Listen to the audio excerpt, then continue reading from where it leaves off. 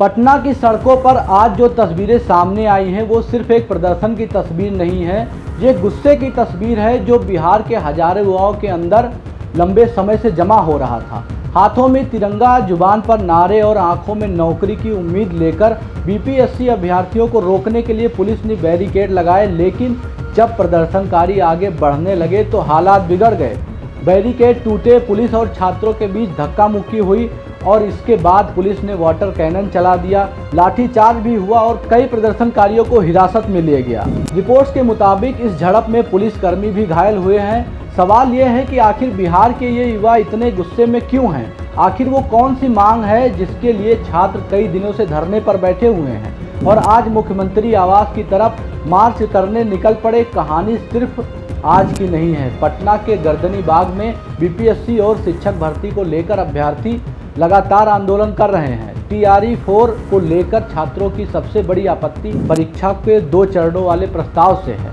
उनका कहना है कि पहले टीआरई 1 और टीआरई 2 और टीआरई 3 में सिंगल स्टेज परीक्षा हुई थी, लेकिन अब टीआरई 4 में प्रारंभिक परीक्षा जोड़ने की तैयारी क्यों की जा रही है? उनका तर्क है कि जिन अभ्यर्थियों ने सीटेट या एसटेट जैसी पात्रता परीक्षा पहले से ही पास कर रखी है, उनके लिए एक और प्रारंभिक परीक्षा जोड़ना अतिरिक्त बोझ नहीं हो जाएगा। इसके साथ ही छात्र निगेटिव मार्किंग हटाने, भर्ती प्रक्रिया में पारदर्शिता और लंबे समय से खाली पड़े भर्ती पदों को भरने की मांग कर रहे हैं। लेकिन गुस्सा सिर्फ टीआरई 4 तक सीमित नहीं है।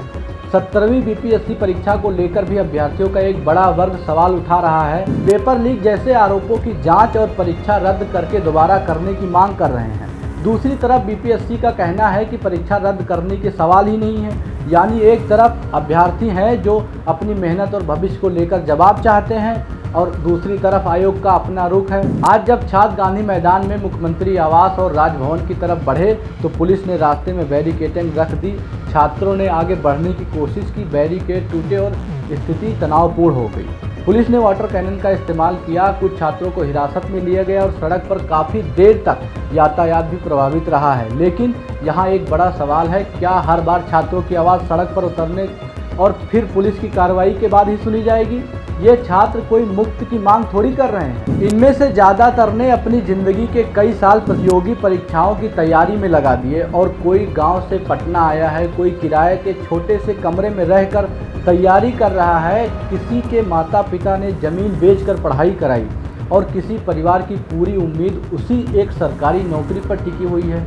जब भर्ती प्रक्रिया में बदलाव होता है तो परीक्षा को लेकर सवाल उठते ही हैं या परिणाम और प्रक्रिया पर भरोसा कमज़ोर होता है। तो इसका असर सिर्फ एक परीक्षा पर नहीं पड़ता, इसका असर पूरे परिवार पर पड़ता है।